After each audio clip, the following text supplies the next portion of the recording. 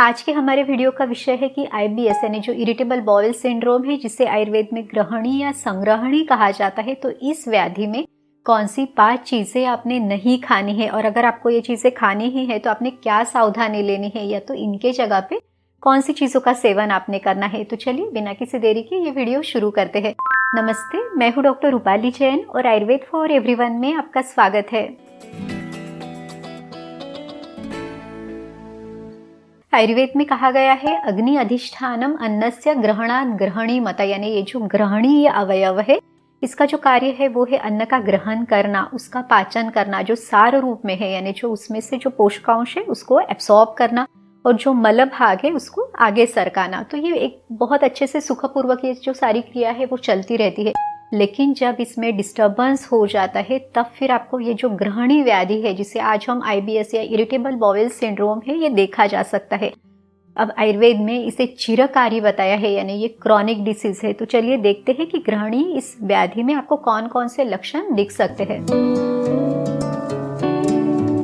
मलत्याग के लिए बार बार जाना पड़ना, सेटिस्फैक्शन ना होना, मल कभी बहुत ज्यादा पतला होना, उसमें दुर्गंधी रहना, झाग आना, खाने के तुरंत बाद मलवेग के लिए जाना पड़ना, या फिर कभी कॉन्स्टिपेशन होना। आयुर्वेद में इसे मुहुर्बद्ध मुहुर द्रव कहा गया है, यानी बहुत ज्यादा कभी कॉन्स्टिपेशन या कभी बहुत लूज मोशन की तरफ ये टेंडेंसी दिखाई देना, भूख बहुत कम होना, थकान सी महसूस होना, वेट लॉस होना, या फिर बहुत ज्यादा इरिटेशन रहना, नींद ना आना। तो ये सारे लक्षण आपको दिख सकते हैं। अब आयुर्वेद में ग्रहणी के भी अलग अलग प्रकार बताए हुए हैं, जैसे कि दोषों के अनुसार भी इसके अलग अलग प्रकार है। हर व्यक्ति में ये लक्षण अलग अलग दिखाई दे सकते हैं। आयुर्वेद में अग्नि का बहुत ज्यादा महत्व दिया हुआ है। तो आयुर्वेद में 13 तरह के अग्नि दिए हैं, उसमें एक है जठराग्नि। तो ये जो ग्रहणी है ये अग्नि का अधिष्ठान, अग्नि का स्थान है। और ये जो आईबीएस ये जो विकार है ये तभी होता है जब अग्निमांद्य होता है, यानी ये अग्नि मंद हो या इस अग्नि में अगर विकृति है तब भी आपको ये जो बीमारी है ये होगी।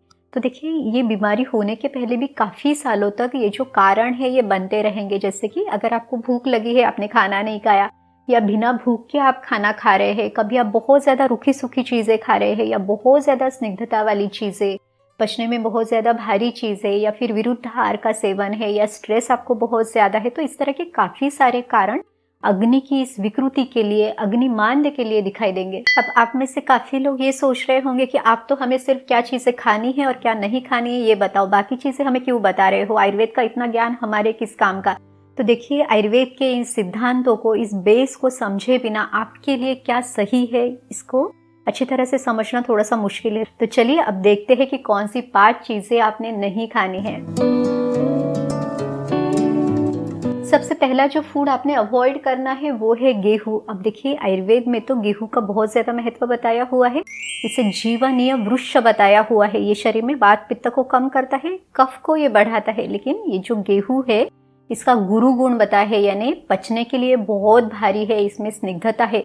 तो अगर आपको इसको पचाना है तो आपका जठराग्नि बहुत अच्छा होना जरूरी है। तो अब जो हमने ग्रहणी विकार देखा, तो ग्रहणी का तो कारण ही क्या है, अग्निमांद्य, यानी आपका जठराग्नि पहले से ही मंद है। तो ऐसी पचाने के लिए जो भी भारी चीजें हैं वो आप ठीक से नहीं पचा पाओगे, और फिर इसके कारण और ज्यादा गैस है, या तो कॉन्स्टिपेशन है, लूज मोशन है, इस तरह के लक्षण आपको दिखाई देंगे। वैसे देखा जाए तो गेहूं में सरक गुण है, यानी मल को सरकाने के लिए काम करता है।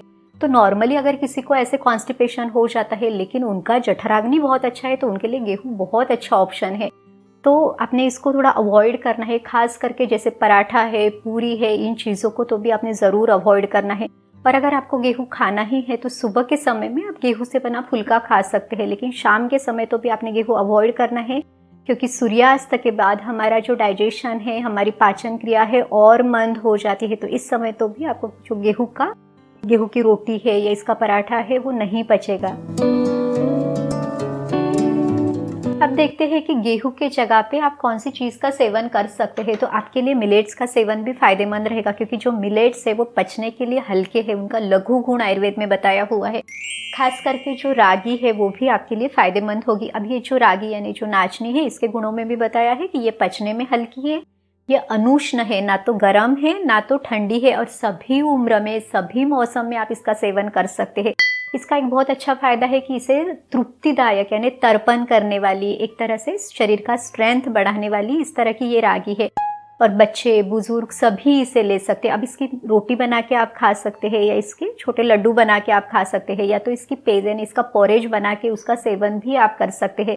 और इसका जो सत्व है यानी रागी का सत्व या तो रागी का माल्ट, उसका फिर पोरेज बना के उसको सुबह के समय पे भी आप खा सकते हैं, या तो इसकी रोटी शाम के समय में भी आप खा सकते हैं। तो ये बहुत अच्छा ऑप्शन है। आईबीएस में काफ़ी बार ये भी देखा जाता है कि वेट लॉस रहता है या फिर खून की कमी है, तो जो रागी है ये आपका हीमोग्लोबिन बढ़ाने के लिए, शरीर की स्ट्रेंथ ताकत बढ़ाने के लिए भी बहुत अच्छे से मदद करती है। रागी के अलावा आप ज्वार का सेवन भी कर सकते हैं। अब देखिए जो ज्वार है ये भी पचने के लिए हल्की है, इसकी तासीर ठंडी है, तो खास करके गर्मी के दिनों में यानी जैसे अप्रैल मई महीना या तो फिर शरद ऋतु है सितंबर अक्टूबर के सीजन में आप इसका सेवन कर सकते हैं। इसमें सावधानी एक ही लेनी है। देखिए ज्वार में भी रूखापन है, तो जिन लोगों को कॉन्स्टिपेशन होता है उनका कॉन्स्टिपेशन ये बढ़ा सकती है। हाँ, जिन लोगों को लूज मोशन से बार बार जाना पड़ता है तो उनको ये पचने के लिए बहुत हल्की रहेगी, तो ज्वार की रोटी भी आप ट्राई कर सकते हैं।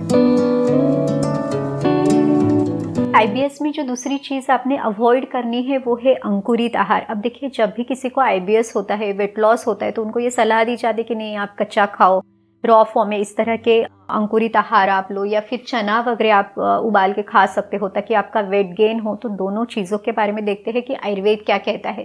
तो आयुर्वेद में बताया गया है शिंबी रुक्षा कषाया च कोष्ठे वात प्रकोपिणी। शिंबी यानी ये जो पल्सेस है इसको आयुर्वेद में शिंबी धान्य कहा हुआ है। तो कहा गया है शिंबी रुक्षा, रुक्षा यानी इसमें रुखा गुण है, कषाय यानी इसका जो स्वाद है मीठा कसेला सा स्वाद है, और कोष्ठे वात प्रकोपिनी यानी कोष्ठ में आंतों में ये वात का प्रकोप करती है। अब आईबीएस में पहले से ही ये जो वायु है ये प्रकोपित है, इसी के साथ जो शिंबी धान्य है वो पचने के लिए भारी है। अगर आप इसे अंकुरित करके खाते हैं तो ये फिर तो पचने के लिए और ज़्यादा भारी बनता है। और आईबीएस में क्या है, ऑलरेडी आपका अग्नि मंद है, तो ये जो इतना भारी फूड है उसको आप नहीं पचा पाओगे। आयुर्वेद के अनुसार शिंबी धान्य किसके लिए बहुत सही है, तो जिनकी पाचन क्षमता बहुत अच्छी है, जो लोग अच्छे से व्यायाम करते हैं, फिजिकल एक्टिविटी जिनकी अच्छी है, तो उन लोगों के लिए बहुत अच्छा है। अब उसमें भी जो हरे मूंग है, तो रात को हरे मूंग जो है वो रात को अपने पानी में भिगो के रखना है। सुबह इसे प्रॉपर घी तेल का छौंका देके इसमें मसाले डाल के, नहीं जैसे जीरा है, हींग है, ये सभी चीज़ें डाल के अच्छे से पका के फिर आपने सेवन करना है।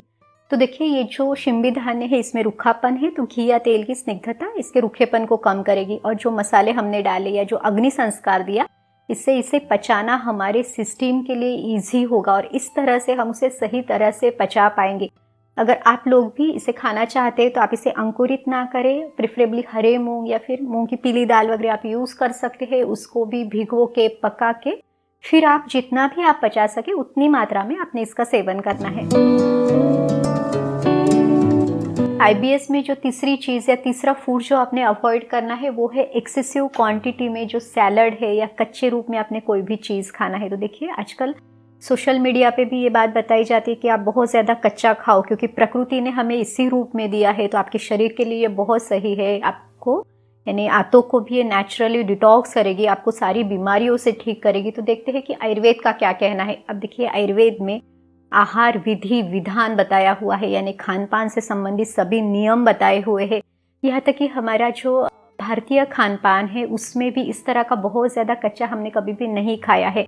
आप अगर इसमें से 2-4 स्लाइसेस खाते हैं या इसकी कद्दूकस करके आप चटनी बनाते हैं और वो 1-2 चम्मच अगर आप खाते हैं तो वो सही है, क्योंकि उतनी क्वांटिटी में हम इसे आराम से पचा सकते हैं। लेकिन जो लोग इसे बहुत ज़्यादा क्वांटिटी में खाना खाने के पहले बहुत ये सैलड है या कच्चे रूप में या सब्जियां इस तरह से बहुत ज़्यादा खाते हैं, वो इसको ठीक से नहीं पचा पाएंगे, और इससे जो वायु बिगड़ेगा वो आपकी तकलीफ को बढ़ा सकता है। अब देखिए जो लोग घी तेल का इस्तेमाल नहीं करते, ज़ीरो ऑयल कुकिंग करते हैं, बहुत ज़्यादा कच्चा खाते हैं, तो क्या होता है कि शुरुआत में तो उनको इसके बहुत अच्छे फ़ायदे दिखते हैं, जैसे कि वेट लॉस होना है, हल्कापन दिखना है। लेकिन बाद में क्या होता है कि जैसे कि शरीर में जो वायु बढ़ेगा, शरीर में बहुत ज़्यादा रूखापन आएगा, फिर स्किन में भी ये रूखापन होगा, हेयर फॉल है, जोड़ों से कट कट आवाज़ आना है, सोच बहुत ज़्यादा चलना या फिर नींद ज़्यादा डिस्टर्ब होना, तो इस तरह की समस्याएं आपको धीरे धीरे दिख सकती है। अब जो ये सैलड का इतना ज़्यादा प्रचलन है, ये कहाँ था, तो देखिए विदेशों में जो लोग सिर्फ नॉनवेज खाते हैं या कोई बेकरी आइटम उसके साथ लेते हैं, उनके खाने में फाइबर्स की कमी है। लेकिन हमारा जो खान पान है तो उसमें जो भी दाल चावल सब्जी रोटी हर चीज़ जो हम लेते हैं उन सभी चीज़ों में फाइबर्स है, तो हमें इतने कच्चे रूप में इतने एक्सेसिव फाइबर्स की ज़रूरत नहीं है। तो इस तरह से हमारी खुद की प्रकृति है, जहाँ पे हम रह रहे हैं वो देश है, हमारी फिजिकल कंडीशन है, अगर बीमारी है तो उसकी स्थिति क्या है, तो इन सभी चीज़ों का विचार आयुर्वेद हमें बताता है। तो इतना सूक्ष्म रूप से विचार शायद ही किसी भी अन्य शास्त्र में दिया हुआ है। आईबीएस में जो चौथी चीज़ आपने अवॉइड करनी है वो है मिल्क प्रोडक्ट्स। तो इसमें भी सिलेक्टिव रूप से आप इसे ले सकते हैं। तो सबसे पहले हम देखते हैं कि दूध के बारे में। अब देखिए, आयुर्वेद में दूध का बहुत ज़्यादा महत्व भी दिया हुआ है, इसके फायदे नुकसान दोनों ही बताए हुए हैं। तो दूध में देखिए, दूध जो है ये पचने के लिए भारी है, इसका भी गुरु गुण आयुर्वेद में बताया हुआ है। तो अगर आप भैंस का दूध लेते हैं तो वो तो पचने के लिए और ज़्यादा भारी है। अब जब आपका अग्नि मंद है तो आप इसे ठीक से नहीं पचा पाओगे, और फिर इसी से जो शरीर में आम दोष बनेगा, वो भी आपका जो पेट में मरोड़ है, बार बार मोशन के लिए जाना पड़ रहा है, उसमें दुर्गंधी है, झाग है, इस तरह के लक्षण भी दिखाई देगा। मिल्क प्रोडक्ट्स में आपके लिए सबसे सही जो रहेगा वो है छाछ यानी बटर मिल्क। तो उसमें भी अच्छे से इसको मथ के ऊपर की उसकी मलाई निकाल के ये जो छाछ है यानी फ्रेश बना हुआ जो बटर मिल्क है उसका सेवन आपने करना है। इसमें भी थोड़ा सा जो जीरा पाउडर है, थोड़ा हींग का छोंका है, इस तरह से अगर आप इसे लेते हैं तो आपके डाइजेशन को अच्छा रखने के लिए भी ये बहुत अच्छे से मदद करेगा। आप थोड़ा बहुत घी खा सकते हैं, जितना भी आप पचा सको उतना ही आपने लेना है। घी को पचाने के लिए भी इसमें आपने थोड़ा सा जो सौंठ का पाउडर है वो डाल के अगर आप लेते हैं तो सौंठ को आयुर्वेद में अग्निदीपन आम पचन करने वाली कहा हुआ है। तो इसका सेवन भी आपके लिए बहुत फायदेमंद रहेगा। आईबीएस में पांचवी चीज जो आपने अवॉइड करनी है वो है उड़द की दाल यानी ब्लैक ग्राम। अब देखिए, उड़द की दाल भी बहुत अच्छी है, ये हाई प्रोटीन फूड है, लेकिन इसे पचाने के लिए समय लगता है, ये भी पचने के लिए भारी है, इसमें स्निग्धता है। अब वैसे देखा जाए तो जिन लोगों को वेट गेन करना है या जिनको पौरुष शक्ति को बढ़ाना है उनके लिए बहुत अच्छी दाल है। ये शरीर में वात का शमन करती है, यहाँ तक कि इसे बहुमल कहा गया है। जिनको कॉन्स्टिपेशन होता है उनका पेट अच्छे से साफ करने के लिए भी ये बहुत ही अच्छे से मदद करती है, लेकिन हमने देखा कि ये भारी है। तो अगर आपका जठराग्नि मंद है तो आप इसे अच्छे से पचा नहीं पाओगे। और फिर आयुर्वेद का सिद्धांत हमें वही बताता है, जो भी चीज़ आप अच्छे से नहीं पचा पाओगे तो वो जो अपचित रहेगा, जिसे आम कहा जाता है, वो आपके अग्नि को भी और मंद करेगा, और उसी के कारण ये जो सारे सिम्टम्स है, जो भी हमने देखे आईबीएस के सिम्टम्स, वो सारे बढ़ सकते हैं। तो इस तरह से ये जो पांचों चीज़ है, ये पांचों फूड आपने अवॉइड करना है। हाँ, आपको ये कब तक करना है? तो जब तक आपका ये डाइजेशन बूस्ट ना हो जाए, आपके लक्षण कम ना हो जाए, तब तक आपने इसे अवॉइड करना है। जैसे जैसे आपकी ये पाचन क्षमता बढ़ने लगे, आपकी बीमारी ठीक होने लगे, फिर आप थोड़ी थोड़ी क्वांटिटी में इसको लेके देख सकते हैं, जितना भी आप इसको पचा सके। उम्मीद है आज की वीडियो में जो भी जानकारी हमने आपको दी वो आपको मदद ज़रूर करेगी। अगर आपको ये वीडियो अच्छा लगा तो हमें ज़रूर बताइए, और आप किस विषय के बारे में और वीडियोस देखना चाहते हैं वो भी हमें कमेंट बॉक्स में ज़रूर बताइए। तो चलिए फिर मिलते हैं अगले वीडियो में। आयुर्वेद को अपनाइए, स्वस्थ रहिए। नमस्ते।